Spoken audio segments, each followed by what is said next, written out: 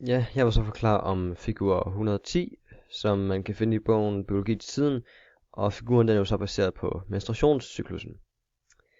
Menstruationscyklusen det er altså en regelmæssig og naturlig forandring, som finder sted i kvindelige kønsorganer, såsom livmoder og æggestokken.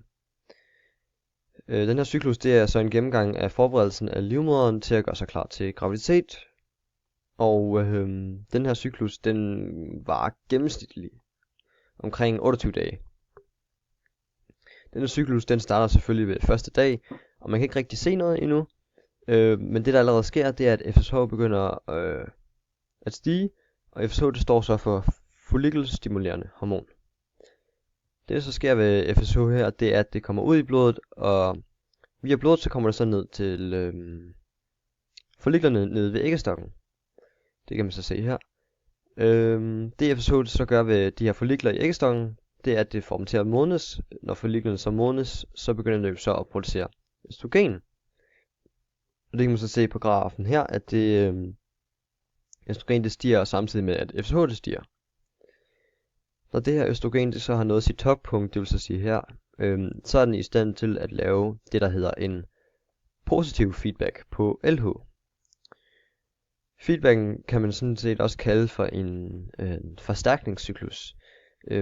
Det der så sker, det er at det her østrogen det signalerer til hypofysen, at den skal producere mere af det her LH her. Når hypofysen har så produceret nok af det her LH, og LH det står for luteiniserende hormon, så går den tilbage ned til østrogen igen og aktiverer produktionen her. Og så gentages den egentlig bare her i en cirkulation.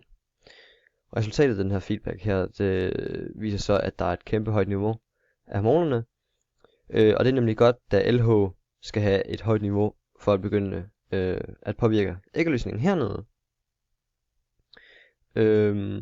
Og så når der er gået omkring 14 dage, så er æggeløsningen sket. Men det der så sker, det er, at imens østrogen har lavet den positive feedback med LH, så har mængden af østrogen også en påvirkning på livmoderslimhinden, som man kan se her.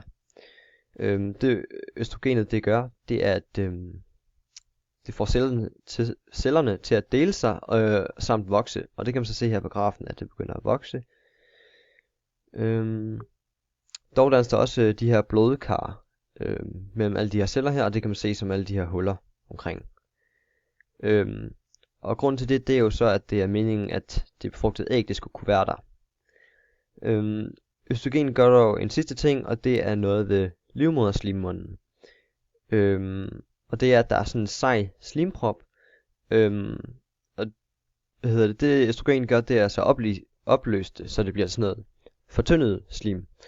Og det gør netop, at sædcellerne, eller nogle sædceller, det har nemmere ved at bevæge sig i det her tynde slim her, men også muliggør, at ægget har bedre ved at sætte sig fast. Efter æggeløsningen det så er sket, så bliver resterne af den her follikel rundt om ægget, det bliver lavet om til det her, der hedder det gule legeme. Og det holdes så ved lige ved hjælp af et rigtig højt niveau af LH. Og LH det producerer så østrogen, som man kan se her. Progesteron, som man kan så se her. Og så det der så sker nu, det er at vi er kommet til den negative feedback på LH og FSH. Og det forekommer så, når der er et relativt højt niveau af progesteron, og så et lidt lavere niveau af østrogen. Den negative feedback, den sørger så for, at der skal være et lavt niveau på de her hormoner her. Når LH det så falder det gule legeme altså også. Selvfølgelig når det er det LH, der vedligeholder det. Det medfører jo så til, at det her gule legeme efterhånden begynder til sidst at forsvinde. Det medfører til, at produktionen af progesteron samt østrogenet her, det også falder i forhold til, at det gule legeme det gør. Når niveauet af det her østrogen og progesteron så har nået niveauet her, at det er så lavt, betyder det jo så, at der ikke er noget at holde ved lige ved livmoderslimhinden. Det der så sker, det er, at livmoderslimhinden det begynder at adskille sig, altså det begynder at skille sig med det her æg her, sammen med slimhinden, og det kaldes så for menstruationen.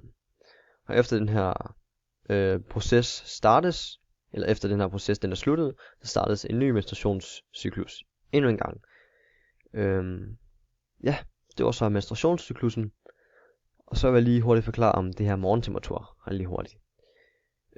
Til sidst der vil jeg også snakke om, hvad man kan bruge det her til, og det kan man så, eller temperaturstagning, det kan man bruge til, når kvinden godt vil regne ud af, hvornår hendes æggeløsning cirka sker. Og for at finde ud af, hvornår hendes æggeløsning sker, så skal man så bruge det her temperaturstagning. Måden man så finder ud af det på, det er, at hvis ens kropstemperatur stiger med omkring 0,2 til 0,5 grader mere end den normale temperatur hos den individuelle kvinde, omkring en uge ind i menstruationscyklusen.